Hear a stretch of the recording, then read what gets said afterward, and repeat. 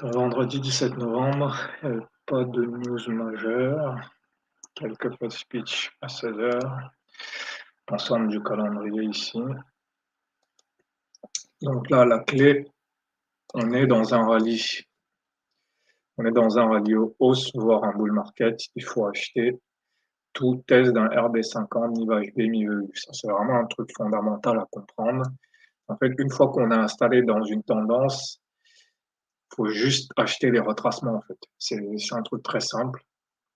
C'est la même chose que dans le bear market. En fait, à un moment donné, les premières phases, il faut essayer de comprendre, mais en fait, une fois qu'on est installé dans une tendance, il faut juste acheter les retracements, en fait. Si le prix stagne sur un MIV, sur un RB50, il faut acheter sur le principe simple que dans une phase de hausse, on achète les dips. Donc, acheteur, tous les retracements, stagnation sur RB50, MIV HB, MIV EU, tout acheter. On reste quand même vendeur sur les résistances majeures. Donc là, les trappes, je m'en souviens plus vraiment, parce que là, c'était il y a quand même un moment. Donc ici, qu'est-ce que j'aurais fait? En fait, ici, c'est les cas où vaut mieux ne rien faire, en fait, parce que là, je suis un peu coincé, parce que si j'essaye de vendre ici, c'est un peu trop tard parce qu'on est déjà sur les 1000. Donc là, il vaut mieux attendre. Là, commence à stagner sur 1000 HB. À ce moment-là, ce que je me dis, c'est peut-être qu'on va continuer, mais la bonne chose à se dire, c'est que là, il faut peut-être commencer à acheter. Voilà, là peut-être pas, là, il faut peut-être attendre un peu. Voilà, mais ici, voilà, à partir d'ici, voilà, c'est ici, déjà il y a l'heure, 17 h 30, c'est le moment où il faut commencer à acheter. On a eu 2 heures de stagnation, donc là, au bout d'un moment, on a eu plusieurs tests mi-HB, donc ici, j'aurais dû acheter ici. Ici, j'aurais dû continuer à acheter. Ici aussi, j'aurais dû continuer à acheter parce que mon hypothèse, c'est qu'on va au moins revenir chercher cette zone de RB5, ce mi-VU, voire ici. Et donc, je peux aussi, ici, pareil, je peux continuer à acheter.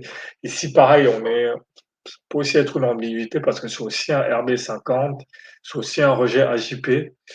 Donc là, j'avoue que là, ici, ça se vendait aussi. Ouais, j'avoue que ça se vendait aussi, mais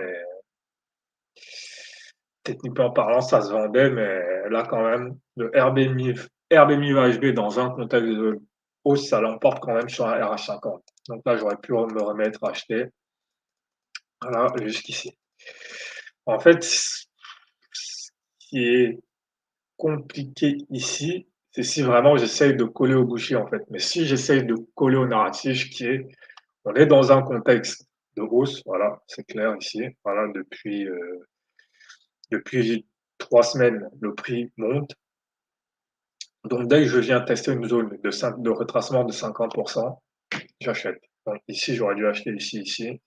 Ici, pareil, rejet AJP, plus, je pense que c'est un retracement de 50% aussi. Donc, si je me place là, c'est aussi un RH50. Donc, là, en fait, on est dans le cas où soit il faut attendre, soit il faut avoir un biais. Voilà, j'aurais eu ici un biais à la hausse, parce que là, le DX, soit il baisse.